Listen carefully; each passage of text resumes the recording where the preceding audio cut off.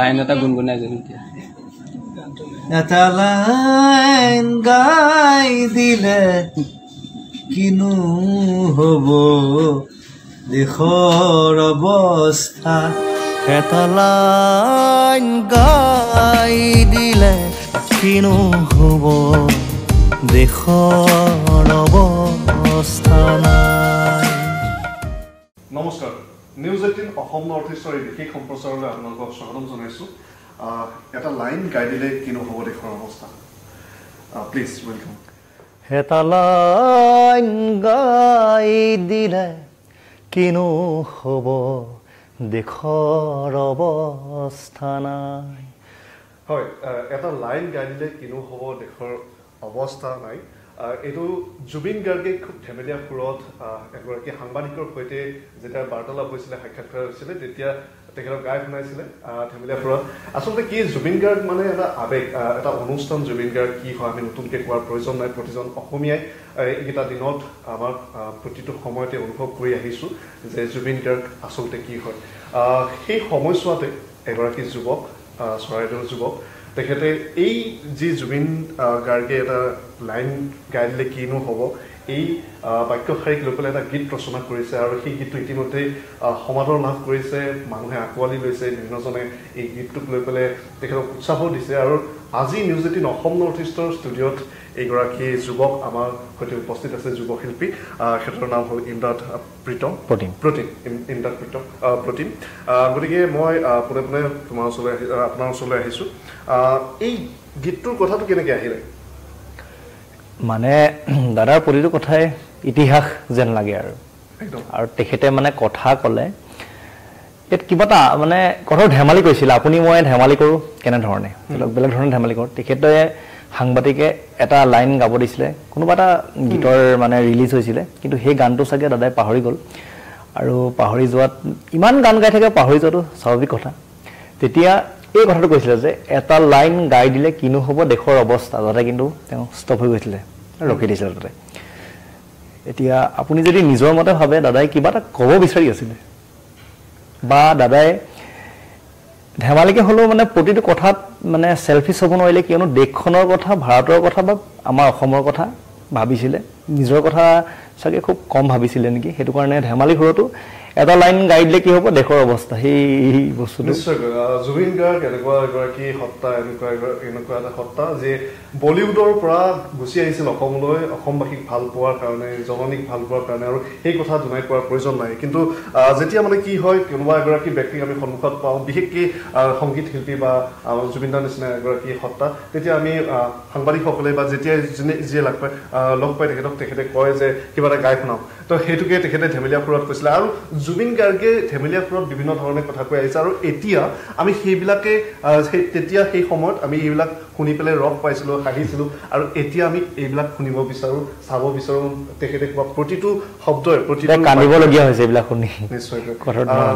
যদি গীতটো অকণমান আমাৰ ৰাইজক আৰু অকণমান শুনাই দিব পৰা। অ'কে, গাই দিছোঁ। এটা লাইন গাই দিলে কিনো হ'ব দেশৰ অৱস্থা নাই। তুমি নাথাকিলে কিনো কৰোঁ ভাবি পোৱা নাই। মানুহৰ সংবিধান দিলা তুমি জীৱন দান, আজিও শিশু মই আমি তোমাৰ সন্তান। এটা লাইন গাই দিলে কিনো হ'ব দেশৰ অৱস্থা নাই। খুব ধুনীয়াকৈ এই গীতটো নিজে লিখিছে বুলি কৈছে আপুনি। যদি ঈশ্বৰ পুত্ৰ বুলি ইতিমধ্যে বিভিন্নজনে আমাৰ অসমৰ ৰাইজে কয় যে জুবিন গাৰ্গ এগৰাকী ঈশ্বৰ পুত্ৰ, আৰু তেখেতে যিমানখিনি দিব পাৰে, যিমানখিনি দিছে এতিয়ালৈকে, সেয়া মানে আমি হয়তো কল্পনা কৰিব নোৱাৰোঁ তেখেতে জীৱিত কালত প্ৰায় 40,000কৈ অধিক তেখেতে সৃষ্টি তেখেতে আমাৰ মাজত এৰি থৈ গৈছে আৰু সেই দুখৰ খবৰটো যেতিয়া আহিছিলে সমগ্ৰ অসম এতিয়ালৈকে স্থবিৰ হৈ আছে জাষ্টিছ ফৰ জুবিন গাৰ্গ এটা ট্ৰেইন ইতিমধ্যে সামাজিক মাধ্যমত প্ৰায় 6 মিলিয়নৰ দিশে তীব্ৰ গতিৰে অগ্ৰসৰ হৈ আছে জুবিন গাৰ্গৰ ন্যায় প্ৰসংগতো বিভিন্ন সময়ত উত্থাপন হয় আৰু বহু আমি ওচৰত থকা বুলি ইভেন আমাৰ মুখ্যমন্ত্ৰী মহোদয়গৰাকীয়ে এই বিষয়ত প্ৰতিক্ৰিয়া দি আহিছে মন্তব্য কৰি আহিছে গতিকে সকলো ফালৰ পৰা যদি চাবলৈ যাওঁ জুবিন গাৰ্গ নোহোৱা মানে এটা বিশাল শূন্যতা আৰু সেই শূন্যতা পূৰ কৰিব পৰা হয়তো সংগীত ক্ষেত্ৰখনত নাযাব যেতিয়া জুবিন গাৰ্গ আমাৰ মাজৰ পৰা নোহোৱা হৈ যোৱা সেই খবৰটো আহিছিলে তেতিয়া কামৰ প্ৰতি বহুতে মন বহুৱাব পৰা নাছিলে কামৰ পৰা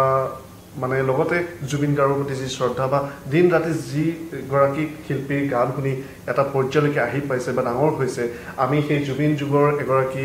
ব্যক্তি বা আমি জুবিন যুগৰ যি জেনেৰেশ্যন বুলি আমি কওঁ নিজকে গতিকে সেই যদি সময়ছোৱাৰ ভিতৰতে আপুনি এই গীতটো ৰচনা কৰি উলিয়াইছে আমি গীতৰ সেই ৰচনা আঁৰৰ কথাখিনি জানিব বিচাৰিম এইটো ৰচনা মানে এনেকুৱা ধৰণৰ দাদাক কোৱা কিছুমান কথাহে আছিলে কিয়নো দাদাৰ যেতিয়া সেই জুইকুৰা যেতিয়া শেষত তেওঁ মৃতদেহটো মানে পুৰি আছিলে বা জ্বলাই আছিলে সেইখিনি সময়ত প্ৰতিজন অসমীয়াৰ মানে বুকুৰেহে গম পাইছে এনেকুৱা এজন ব্যক্তি নাই যি অন্তৰৰ পৰা কন্দা নাই এনেই কন্দা আৰু অন্তৰৰ পৰা কন্দাটো ডিফাৰেঞ্চ আছে দেই তেতিয়া প্ৰতিজন অসমীয়াৰে বহুত কথা ৰৈ গৈছিলে দাদাক শেষ বিদায়ত কিবা এটা কথা কোৱাৰ সকলো ইচ্ছা আছিলে বুলি মই ভাবোঁ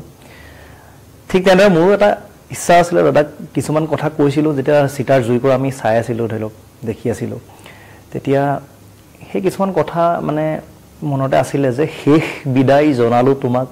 উভতি নহাৰ বাটে হেঁপাহ আছিল লগ পোৱাৰ তোমাক প্ৰাণ ভৰি চাবলৈ কলিজাৰ মাজতে ৰাখিছোঁ তোমাকে আঁতৰি যাবলৈ নিদিবা দূৰণিলে তাৰপৰা আমি নামাকৰণ কৰা হৈছে এটা লাইন গাই দিলে কিনো হ'ব দেশৰ অৱস্থা দাদাৰ সেই ধেমেলীয়া লগা ধুনীয়া দুটা বাক্য শাৰী আমি ইয়াৰ লাইনটো ৰাখিছোঁ আৰু গানৰ নামটো ৰাখিছোঁ এগৰাকী ব্যক্তি তেখেত হিন্দীলেণ্ডৰ হয় মানে জাকিৰ হয় তেখেতে খুব মানে শায়ৰী তেখেতে এটা কৈছিলে যিটো ভাইৰেল হৈছে আৰু লগতে জুবিন গাৰ্গৰ কাৰণে শ্ৰদ্ধাঞ্জলি জনোৱা সময়ত যেতিয়া তেখেতৰ পাৰ্থিৱ শৰীৰটো লৈ অহা হৈছিলে তেতিয়া সেইখিনি সময়ত যথেষ্ট ভাইৰেল হৈছিলে ছ'চিয়েল মিডিয়াত যে এগৰাকী ব্যক্তিত্বই কি কৰিছে এগৰাকী ব্যক্তি কিমানখিনি দি গৈছে সেয়া প্ৰতিফলন হয় যেতিয়া মৃত্যুৰ সময়ত কিমান মানুহে সেই মানুহজনক স্বচক্ষে চাবৰ কাৰণে বাছপথলৈ ওলাই আহে আৰু জুবিন দাৰ ক্ষেত্ৰত বা জুবিন গাৰ্গৰ ক্ষেত্ৰত তেনেকুৱাই হ'ল গোটেই সমগ্ৰ অসম ৰাজপথলৈ আহিছিলে মই দেখিবলৈ পাইছোঁ আপোনাৰ চকু চলি আছে জুবিন গাৰ্গক মই ব্যক্তিগতভাৱে কথা পতাৰ সৌভাগ্য মোৰ নহ'লে কিন্তু মই তেখেতক আশে পাশে দেখিছোঁ বিভিন্নজনে কয় যে সেইগৰাকী ব্যক্তিক কথা পতাটো এটা ডাঙৰ অনুভৱ আপোনাৰ সেই অনুভৱ হৈছে নেকি বাৰু জুবিন গাৰ্গৰ ভিতৰত কথা পতা বা লগ পোৱা তেনেকুৱা ধৰণৰ না মই মানে মোৰ আকৌ অকণমান ষ্টৰিটো অলপ বেয়া ধৰণৰ মই যেতিয়া ছেকেণ্ড ইয়াৰ এক্সামটো দি সেইখিনি সময়ত বহুত ল'ৰা ছোৱালী সৰু আৰু মাক বাপেকৰ এতিয়া আচলতে ফাৰ্ষ্ট ইয়াৰ ছেকেণ্ড ইয়াৰ পঢ়া ল'ৰা ছোৱালী ক'ৰবাত পায়গৈ কিন্তু আমাৰ যে আজি মই 12 বছৰ 13 বছৰৰ কথা কৈ আছোঁ সেইখিনি সময়ত আকৌ মানে ঘৰৰ পৰা অবাধ্য আছিলোঁ কিয়নো ফেচবুক ইনষ্টাগ্ৰামত আজিকালি ল'ৰা ছোৱালী বেছি লগাতকৈ বেছি এক্টিভ হৈ যায় আৰু ক'ৰবাত পায়গৈ কিন্তু আমাৰ হয় আমি কিন্তু মানে আমাৰ যোনখন চৰাইদেউৰ পৰা শিৱসাগৰ টাউনখনলৈ চাগে মোৰ মায়ে অকলে পঠিয়া নাছিলে ছেকেণ্ড ইয়াৰলৈকে দেই তাৰপিছত ঘৰত জুবিন গাৰ্গ মানে আৰু মাহঁতৰ কাণ চান ভুগি যায় মানে আৰু সেইখিনি সময়ত কি হয় যেতিয়া এইটো এটা নৱেম্বৰ মাহ ডিচেম্বৰ মাহ তেতিয়া মই যিহেতু আছামিজ মিডিয়ামত পঢ়া ল'ৰা তেতিয়া এক্সামবিলাক হয় আৰু এক্সামত যেতিয়া আমি প্ৰিপেৰেশ্যন কৰি থাকোঁ কেনেকুৱা এটা হেডেক থাকে ধৰি লওক আজি সমাজ বিজ্ঞান আছে বা ইংলিছ আছে আৰু একদম আমাৰ এক্সাম দি আছোঁ ধৰি লওক আমি অক্টোবৰ নৱেম্বৰৰ পৰা পূৰা পঢ়ি আছোঁ ডিচেম্বৰ আহিছে আমি এক্সাম দি আছোঁ ধৰি লওক আজি আমি ইংলিছ ছাবজেক্টটো খুব পঢ়ি আছোঁ আজি ইংলিছ আছে দেই যোনদিনাখন সেই ইংলিছ ছাবজেক্টটো আৰু লিখি মেলি আমি দি আহোঁ তেতিয়া আমাৰ মাইণ্ডৰ পৰা ওলাই যায় মানে কিবা এটা আৰু আমি হিচাপ কৰি থাকোঁ যে আৰু 4টা ছাবজেক্ট আছে দেই আকৌ যেতিয়া আছামিজটো গুচি যায় আকৌ তেনেকৈ ধৰি লওক সমাজ বিজ্ঞানটো গুচি শেষত যেতিয়া আমাৰ মানে একেবাৰে এটাও মানে প্ৰক্ৰিয়াটো চলি থাকে আৰু যেতিয়া আমাৰ মানে হেৰি চব শেষ হৈ যায় কমপ্লিট হৈ যায় সেইদিনাখন কেনেকুৱা লাগে আপোনাক কওকচোন কিবা এটা ভাল লাগে মাইণ্ড লাগে তেতিয়াই আহি যায় আমাৰ জানমণি আহে অঞ্জনা আহে ৰাংঢালী আহে বা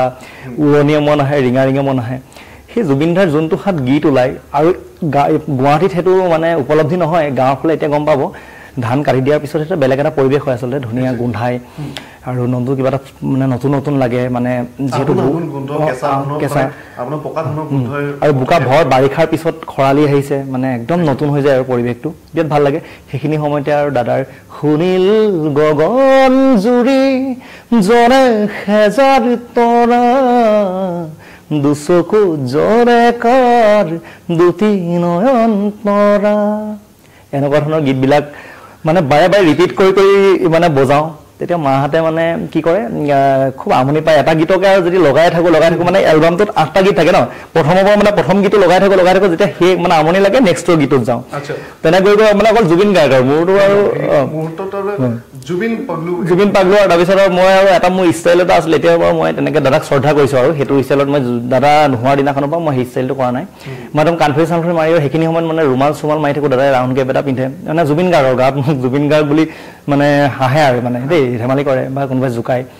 তাৰপিছত আৰু জুবিন গাৰ্গ কৈ থকা দেখি মোৰ দেউতাই গুৱাহাটীতে লৈ আহিলে এখন কলেজত এডমিশ্যন কৰাই দিলে ঐ জুবিনক চাই থাকিবি বুলি কৈ তাৰপিছত মোৰ কাজিন এজন ব্ৰাদাৰ আছিলে তেখেতক এইটো মুহূৰ্তত মই ধন্যবাদ জনাইছোঁ তেখেতেও মোক নাৰেংগী আঞ্চলিক মহাবিদ্যালয় তাতে এডমিশ্যন কৰি দিলে কৰি সেই জুবিন গাৰ্গৰ কাৰণে বা জুবিন দাৰ কাৰণে সেই তেতিয়াই অহা তাৰপিছত মই হয় মোৰ মাহঁতক মানে সেইখিনি সময়ত আৰু মাহঁতক এৰি আহিছে অকল দাদাৰ কাৰণে বেলেগে আহে ডাক্তৰ ইঞ্জিনিয়াৰ বনিবৰ কাৰণে আহে মই কিন্তু জুবিন দাক চাবৰ কাৰণে আহিছিলোঁ বা এবাৰ তেওঁ মানে কেনেকেনো গান গায় কেনেকেনো ধৰি লওক মানে ৰিয়েলকৈ কেনেকুৱা লাগে তেতিয়া মোবাইলৰ ইমান যুগ নাছিলে ধৰি লওক ইনষ্টাগ্ৰাম ফেচবুক এতিয়া পূৰা লাইভ আহি থাকে তাৰপিছত দাদাক আৰু আমি ৱৰ্কশ্বপ কৰিছিলোঁ এটা দাদাক সেইদিনা ফাৰ্ষ্ট লগ পাইছোঁ আৰু দাদা ওচৰত ৰখি আছে মই এখন পথাৰৰ পৰা অহা ল'ৰা হয় বা মই বৰ মধ্যবিত্ত শ্ৰেণীৰ পৰা ল'ৰা অহা হয় গুৱাহাটীত হয়তো কেনেকৈ মোৰ ফ্ৰেণ্ডো নাছিলোঁ মই অকলে বহি আছিলোঁ ৱৰ্কশ্বপ কৰিছিলোঁ দাদাৰ সন্মুখত আছে মই এতিয়া গুৱাহাটীত কেনেকৈ কথা পাতিব লাগে মই সেইটো নাজানিছিলোঁ দাদা যেতিয়া মুখৰ আগত আছিলে মই মানে একদম বেলেগ কিবা এটা মানে ক'ব নোৱাৰা হৈ মানে দাদাক গান শুনাইছিলোঁ সেই এদিন পাইছিলোঁ আৰু তাৰপিছত দাদাই হাঁহিছিলে মোৰ যোনকেইটা মই বিহেভ কৰিছোঁ আৰু সেইদিনাখন দাদাক মই কৈছোঁ দাদা আপুনি মোৰ ভগৱান হয় এনেকুৱা টাইপত কৈছিলোঁ এতিয়া বেয়া লাগে মিছ কৰোঁ তাৰপিছত আৰু তাৰপিছত মই দিগন্ত ভাৰতী ছাৰৰ লগত মিউজিক মানে গানৰ ক্লাছ কৰিলোঁ বাসৱতী ভাৰতী মেমে শিকালে তাৰপিছত আমি দাদাক মানে আৰু কি হ'ল মই ভাল পাওঁ যিহেতু মোৰ মানে মই দাদাৰ ফ্ৰেণ্ড হয় দেই আৰু বেলেগে কেনেকৈ ধৰণে ভাল পায় নাজানো সকলোৱে বেলেগ বেলেগ ধৰণৰ দাদা বেলেগ বেলেগ স্থানত ৰাখিছে ময়ো বেলেগ এটা স্থানত কিন্তু দাদাক ৰাখিছোঁ তাৰপিছত আৰু মোৰ মানে তেজত এনেকুৱা এটা কোণ নাই যে যোনটো কোণত মই দাদাক ৰখা নাই হয়তো মই কথা ক'লেও মই দাদাৰ নিচিনা কথা ক'বলৈ চেষ্টা কৰোঁ এনেকুৱা মানে মই এইটো কোৱা নাই মই ছেকেণ্ড জুবিন গাৰ্গ হ'ব বিচৰা নাই কিন্তু অকণমান প্ৰতিফলন মোৰ মানে আছে মই গান গালে যে জুবিন দাই এনে গাইছে ময়ো এনে গাম বা মোৰ তাৰপিছত কি হ'ল তেনেকুৱা ধৰণৰ আৰু তাৰপিছত দাদাক আৰু সেই আমি লগ এটা গীত লিখিছিলোঁ মা বুলি সেইটো আৰু দাদাই নিজে লিখিছিলোঁ তাৰপিছত মই গান শিকি আছিলোঁ তাৰপিছত এইটো আহি নিজৰ প্ৰজেক্ট কৰিলোঁ কৰি মানে দাদাক কেনেকৈ মানে ধৰি লওক দাদাৰ ওচৰলৈ যাম আৰু কিমান প্ৰিপেৰেশ্যন কৰি আহিব লাগিব নহয় জানো সেই প্ৰিপেৰেশ্যন কৰি আহি তাৰপিছত মোৰ নিজৰ কিছুমান প্ৰজেক্ট কৰিলোঁ কৰি মই কিন্তু দাদাৰ ওচৰত মানে চেল্ফি উঠিবলৈ কেতিয়াও যোৱা নাছিলোঁ মোৰ যেতিয়া আপুনি সামাজিক মাধ্যমটো ইমদাদ প্ৰতিম বুলি চেক কৰে কেতিয়াও মানে চেল্ফি নাপাব কিয়নো মই দাদাক ভাল পাওঁ বহুতবাৰ লগ পাইছোঁ মই জাষ্ট এবাৰ চাওঁ ধুনীয়াকৈ মোৰ মনটো কিবা এটা মানে বেলেগ এটা শান্তি লাগে আৰু মই ঘৰলৈ গুচি যাওঁ তাৰপিছত মই এটা গীত লিখিছিলোঁ মা বুলি দাদাক শুনাইছিলোঁ আমি আৰু দাদাই ছিংগাপুৰৰ পৰা আহি আমি গাই দিয়া কথা আছিলে মানে প্ৰায় 16টা গান আমাৰ ৰেডি আছিলে যোনজন মিউজিক ডাইৰেক্টৰে কৰিছিলে হয় এইটো বিৰাট মানে ডাঙৰ কথা মোৰ লগত ঘটিছে মানে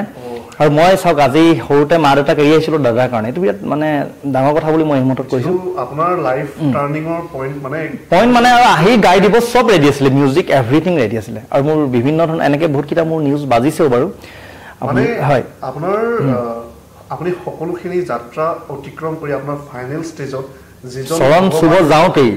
যিজন ভগৱান হিচাপে মানি আপুনি সেই গাঁৱৰ পৰা চহৰলৈ আহি এখন কলেজত আপুনি ইমান দিন থাকি গানৰ সৈতে জড়িত হৈ সংগীত শিকি তাৰপিছত আপুনি যেতিয়া প্ৰজেক্ট কৰি জুবিন গাৰ্গৰ ওচৰলৈ লৈ যাবলৈ সেই যি তেখেতৰ সৃষ্টি সেই কণ্ঠ যাদুকৰী কণ্ঠ সন্মুখলৈ লৈ যোৱাৰ সেই প্ৰস্তুতি শেষ নহওঁতে সেই বেয়া খবৰটো আহিছিল হয় আৰু মাজতে বহুত ষ্ট্ৰাগল কিন্তু বহুত গৈছে কাৰণ আমি কেতিয়াবা এসাঁজ নোখোৱাকো আছিলোঁ মানে আৰু যেতিয়া এনেকুৱা এটা মোৰ পৰিস্থিতিও গৈছে পইচা যিহেতু ঘৰৰ পৰা কমাই দিয়ে দেউতাক খুজিবলৈও বেয়া লাগে আমি যিহেতু মধ্যবিত্ত বুলি আপোনাক ক'লোৱেই তাৰপিছত আমি ৰাতিপুৱা মানে একো খাই নাযাওঁ কেণ্টিনত খাম বুলি তাৰপিছত কেণ্টিনত ভাবোঁ যে আকৌ পকেটলৈ চাওঁ মানে পইচা নাথাকে এই ঘৰতে ভাতটো বনাই খাম দিয়া যেতিয়া ঘৰত ভাত চাত বনাই আমি ৰেডি কৰোঁ তেতিয়া 6টা বাজে তেতিয়া খুব বেয়া লাগে মানে তেতিয়া মই ভাবোঁ চালা দিনটোতো খোৱা নাই নহয় কিন্তু এই কষ্টখিনি কৰিছিলোঁ জুবিন দাক চাবৰ কাৰণে, গ্লেমাৰ হ'বৰ কাৰণে গান গাই বহুত টকা ঘটিম, নিজৰ নামটো গ্লেমাৰ কৰিম। আজি যিসকলে খুলি খুলি খালে সেই তেনেকুৱা ব্যক্তি এজন হোৱা হ'লে চাগে হ'ব নোৱাৰিলোঁ মানে জীৱনত। সেইটো কাৰণে চাগে আজি মোক কোনেও চিনি নাপায়। আপুনি মোক চিনি পায় বা আপুনি মোৰ নাম শুনিছে নেকি ইমদাদ প্ৰতিম বুলি, বা মোৰ এই ফেচটো আপুনি দেখাটো নাই আগতে ন, কিন্তু সেই মানুহজন নহ'লোঁ কাৰণে দাদাক ভাল পাওঁ। মানে আমি এজন দৰ্শক হয়। দাদাই এটা কথা কৈছে যে যিয়ে চেলফি উঠাই চেলফিজ হয়, কিন্তু মোৰ আপুনি এখনো ফটো নাপায়, কিন্তু 2খন বা 3খনৰ বাহিৰে আপুনি একখনো ফটো নাপায় দাদাৰ লগত। কিন্তু বহুতবাৰ আৰু দাদা যেতিয়া গাড়ীখন মানে ৰজাৰ দৰে লাগে, মানে সেই গাড়ীখন দেখিলে আমাৰ বেলেগ এটা ফিল হয়, যোনটো চকা দুটা লগাই থোৱা আছে গাড়ীখনত। সেই গাড়ীখন দেখিলে য'ত মানে গাড়ীখন দেখা পাওঁ আমি চব কাম বাদ দিওঁ, আপুনি বিশ্বাস কৰক। মানে মই এনে স্কুটি লৈ আমি ঘূৰি ফুৰোঁ কেতিয়াবা লগৰবিলাকেহেঁতে, আমি একদম জেগাৰ পৰাই ঘূৰা আৰু দাদা ক'তনো নামে খালি দূৰৰ পৰা চাই থাকোঁ। মানে দাদা নামিলেই মানে এনেকৈ খোজ কঢ়াৰ ধৰণটোৱে ভাল লাগে, তেখেতৰ মুখখন চাই থাকিলেই কিবা এটা ভাল লাগে। আৰু এতিয়া মই মানে মোৰ মতে ভগৱান, মই জুবিন দাকে মই ভগৱান হিচাপত মই লৈছোঁ। আৰু মোৰ কাৰণে ভগৱান বুলি যদি কয় জুবিন দাৰ নামটো চাগে প্ৰথমতে থাকিব।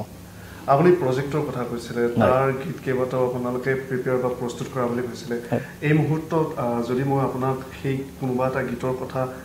সুধোঁ বা গাবৰ কাৰণে কওঁ, আপোনাৰ অসুবিধা হ'ব পাৰে নেকি বাৰু? অসুবিধা মানে কি, একো নাই বাৰু, মই হেৰি কৰিম। যদি ৰিলিজ হৈছে বা যদি ৰিলিজ একো নাই দাদাৰ কাৰণে এইটো মানে মই এতিয়া অসমবাসীক বিলাই দিয়া যেন হৈছে। আৰু ধৰি লওক যদি কোনোবাই শুনি গাই অনুকৰণ কৰে, যি কৰে আৰু এইটো দাদাৰ কাৰণে মই সৃষ্টি কৰিছিলোঁ, যিটো দাদাই গাব নাপালে আৰু মই গাই যে টকা আৰ্জিম, মই জনপ্ৰিয় হ'ম, মই সেইটো কেতিয়াও আশাত কিন্তু নাইকিয়া। কিন্তু এই লাইনটো খালি এটা লাইন গাই দিলে কিনো হ'ব দেশৰ অৱস্থা, এইটো সকলোৱে বুজক খালি, যে দাদাই ধেমালি কৰিলেও যাতে অসমৰ কথা ভাবিছিলে, দেশৰ কথা ভাবিছিলে। হয়, আৰু দাদাৰ নামত এটা সদায় গীত সৃষ্টি হওক যাতে অসমত। যদি আমি আৰু আপোনাৰ সৃষ্টি কিবা সৃষ্টি মোৰ যোনটো মাৰ ৰিচেণ্ট প্ৰজেক্টৰ দাদাই গাব নাপালে, সেইটো মানে এতিয়া আপুনি মোক কওঁতে মানে কিবা লাগে আৰু গানো হেৰি হৈ যায়। কিন্তু বোলো অকণমান মই গাই দিছোঁ আৰু দাদাক আমি শুনাইছিলোঁ গানটো। আৰু দাদাৰ গোটেইটো যোনটো ষ্টাইল আছিলে, দাদাৰ গান গোৱাৰ ধৰণটো দাদাই খুব ভাল পাইছিলে গানটো। আৰু দাদাই মানে কেতিয়াও কিছুমান গান থাকে দাদাৰ ওচৰলৈ লৈ গ'লে আচলতে এইটো লিৰিক্স হোৱা নাই বুলি নিজে মানে তেখেতে মানে কাৰেকশ্যন কৰে। কিন্তু এইটো গীত মানে একো হৈছেও নাই কোৱা, নাই হোৱা নাই কোৱা, কিন্তু এইটো গান শুনিছিলে। মই আপোনাক অকণমান গানটো শুনাই দিছোঁ।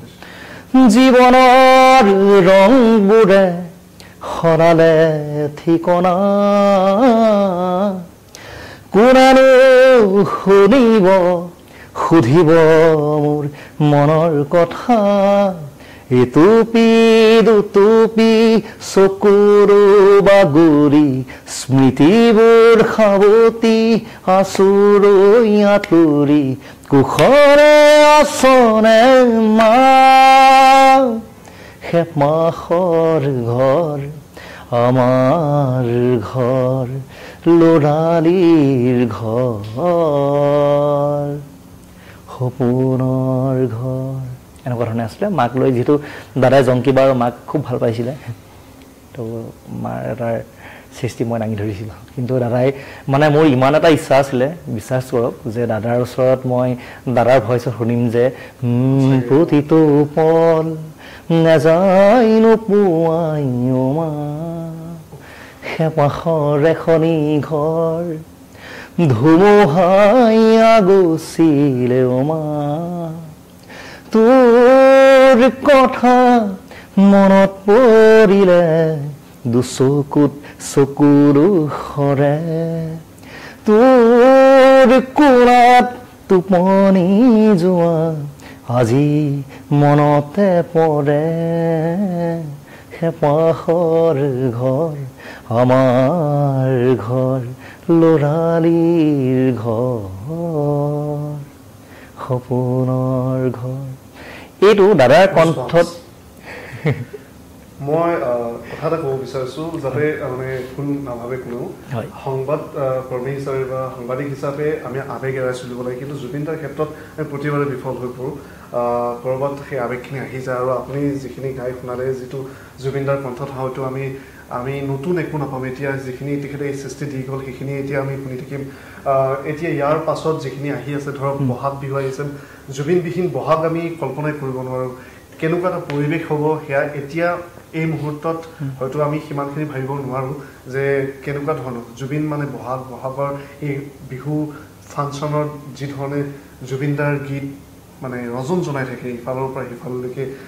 বোকাত ডান্স কৰে মানুহে বৰষুণত তিতি জুবিন গাৰ সেই গীত উপভোগ কৰে জুবিনবিহীন বহাগৰ সেই মঞ্চকেইখন এতিয়া মানে কল্পনা কৰিব পৰা যোৱা নাই গতিকে তেনেকুৱা সময়তে যথেষ্টখিনি তেখেতৰ যি অনুপস্থিতি সেয়া অনুভৱ হ'ব তেখেতে গীত এটা গাই থৈ গৈছিলে তেনেকৈ গতিকে সকলোখিনি যদি চাওঁ তেতিয়াহ'লে জুবিন গাৰ্গক আমি জীয়াই ৰাখিব লাগিব তেখেতক উদযাপন কৰিব লাগিব আৰু আপোনালোকৰ নিচিনা যি যুৱ চান আছে তেওঁলোকে আগভাগ ল'ব লাগিব যিয়ে সংগীতৰ সৈতে ওতঃপ্ৰোতভাৱে জড়িত হৈ আছে আৰু তেখেতৰ যি সৃষ্টিৰাজি আছে সেইখিনিক আগুৱাই লৈ যোৱাৰ লগতে নতুন নতুন সৃষ্টিৰো অসমৰ সংগীত জগতখন জীপাল কৰি ৰাখিব লাগিব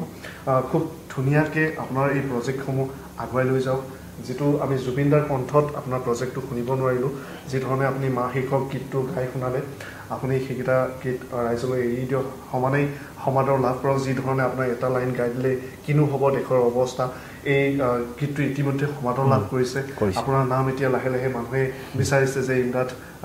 কোন হয় বিচাৰিবৰ কাৰণে লৈছে আৰু আপোনাৰ কণ্ঠত আমি অনাগত সময়ত আৰু বহুতকেইটা গীত নিশ্চয়কৈ শুনিব পাম বুলি আশা কৰিছোঁ জুবিন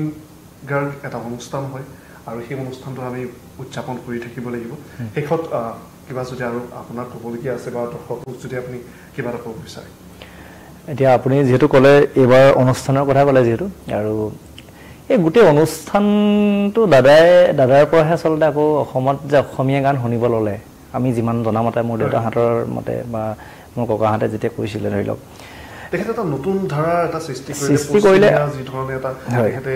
সুৰ এটা সেই অসমীয়া ৰাইজক এটা দিলে নতুন প্ৰজন্মক বিশেষকৈ আকৃষ্ট কৰিলে সেইখিনি আমি নিশ্চয়কৈ তাৰ কাৰণে ঋণী হৈ থাকিম তেখেতে আৰু বনাই থৈ গ'ল ন এতিয়া মঞ্চখন বনাই থৈ গ'ল কাৰণে আজি ধৰি লওক এজন জনপ্ৰিয় এতিয়া যোন মানে এতিয়াৰ পৰ্যায়ত আমাৰ অসমে যোনে ধৰি লওক গীত গাই আছে মানে যোনে জনপ্ৰিয়তা অৰ্জন কৰি আছে সেই মঞ্চখন কিন্তু এজন দাদাইহে বনাই থৈ গ'ল কিন্তু